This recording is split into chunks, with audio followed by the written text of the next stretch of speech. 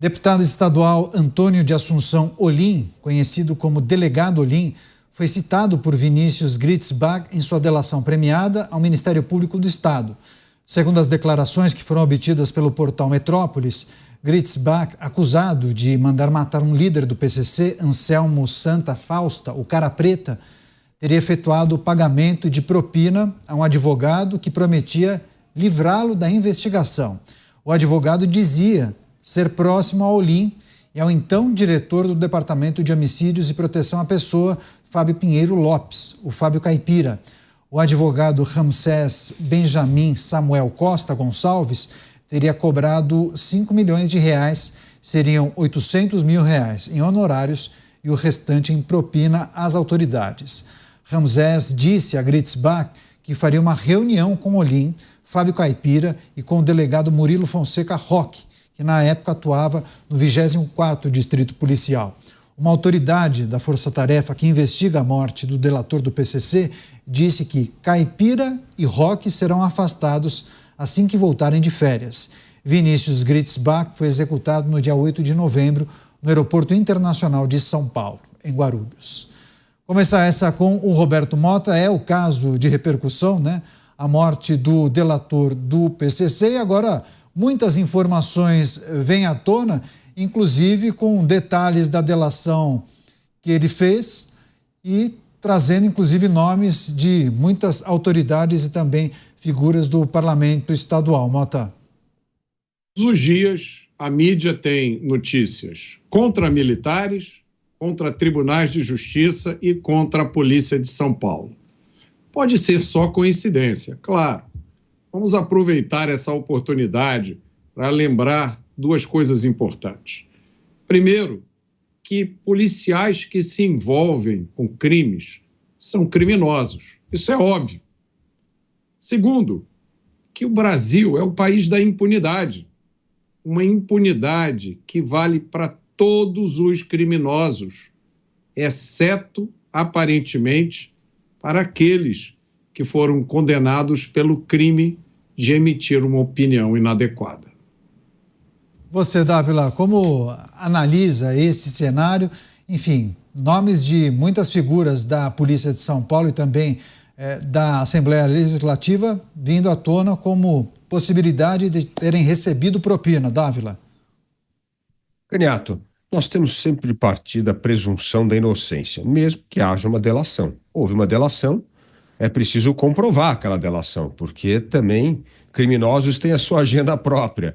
Então, realmente, precisa investigar. Se caiu dinheiro na conta dessas pessoas, aí sim você tem um fato. Mas, por enquanto, vamos acreditar na presunção da inocência, vamos averiguar se essa investigação tem pé e cabeça, se tem provas e tem fatos. Porque senão a gente acaba condenando as pessoas por uma delação que não condiz com aquilo que foi comprovado. Por isso, toda vez que surgem essas notícias, nós temos de respeitar o que nós defendemos aqui no programa, o ordenamento do Estado Democrático de Direito. E a presunção de inocência é um deles. Apesar da delação, ainda não foi comprovado que realmente essas pessoas receberam dinheiro. Agora, se for comprovado, aí sim nós vamos deixar de respeitar a presunção de inocência, porque aí realmente a culpa no cartório. Pois é, o delegado Fábio Pinheiro Lopes, conhecido como Fábio Caipira, ele concedeu inclusive uma entrevista no dia de hoje à imprensa e tratou das questões que envolvem o afastamento da direção do DEIC, que é o Departamento Estadual de Investigações Criminais. Vou abrir aspas, ele começa a resposta com 2 palavrões, mas eu vou utilizar um sinônimo aqui. Ele falou: eu tô fulo. Não tem outra palavra, uma injustiça. Tenho 32 anos de polícia, você pode ver minha carreira. Eu sempre trabalhei para a polícia. Tem uma história aqui dentro. Agora, por causa de um mentiroso, a gente vai ser afastado. Eu tenho certeza que tudo vai se esclarecer rapidamente. Fecho aspas, essas palavras de Fábio Pinheiro Lopes, o Fábio Caipira, que foi afastado da direção do DEIC. Você, Nelson Kobayashi, naturalmente é preciso aguardar o avanço das investigações, e o Gritzbach, que foi o delator, parece que delatou muita gente, hoje em dia não está mais entre nós, né? Pois é importante deixar claro que a delação premiada ela não tem valor probatório. Ninguém pode nem ser condenado com base em delações premiadas. Aliás, a gente teve uma série de anulações da Lava Jato justamente condenações que se amparavam exclusivamente em delações premiadas. A delação premiada ela aponta um caminho que deve depois ser percorrido atrás de provas pelas autoridades. E nesse caso, com um detalhe muito interessante, na própria delação, na delação do Vinícius Gritzbach, ele não disse que teve contato com esses policiais. Ele disse que teve contato com um interlocutor que teria prometido a ele contato com esses policiais.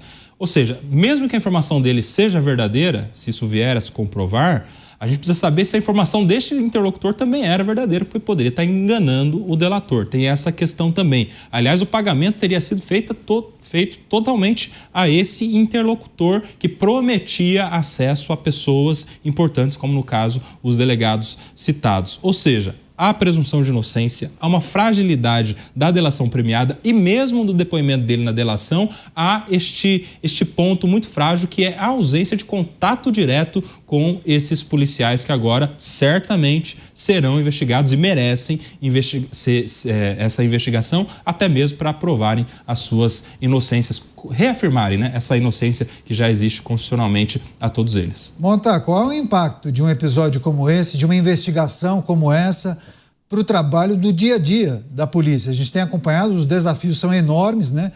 A gente tem acompanhado muitas críticas feitas a alguns setores da polícia, mas tem essa investigação que quase monopoliza as páginas policiais dos noticiários aqui de São Paulo. Qual é o impacto disso?